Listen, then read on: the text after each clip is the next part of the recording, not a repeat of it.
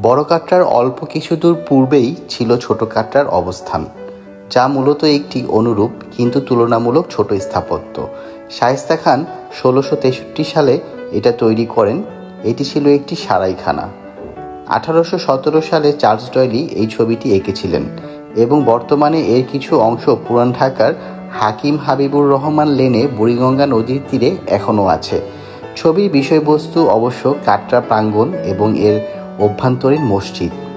অ্যাটকিনসনের বর্ণনায় এর মিনারগুলো সুরুচিশীল অষ্টাকৃতির কলামের ওপর ছিল। মিনারগুলোর মাথা ছিল প্রাচ্যদেশীয় লতা পাতায় পরিপূর্ণ। মসজিদটির গম্বুজটি ছিল খাঁজকাটা। প্রকৃতির পারিপার্শ্বিক চিত্র বিচিত্র উদ্ভিজ্জের সাথে মসজিদটির একটি চমৎকার চিত্রবৎ সাদৃশ্য বিরাজমান। স্যার চার্লস ডি ওয়াইলি আঁকা চিত্রের সেই আদি মসজিদটি আর অবশিষ্ট নেই। ছোট কাটরার ভেতরের মসজিদটি সময়ের সাথে সাথে বিভিন্ন কারণে ধ্বংস হয়ে গেছে। বর্তমানে পুরনো ভবনটির বিশাল প্রবেশপথের মতো কিছু ভাঙা অংশই কেবল বাকি আছে, যা অসংখ্য দোকানের ভিড়ে চাপা পড়ে আছে। এভাবেই কি সময়ের সাথে সব ইতিহাস চাপা পড়ে যাবে?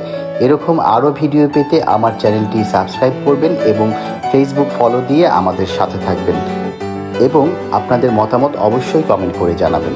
ধন্যবাদ।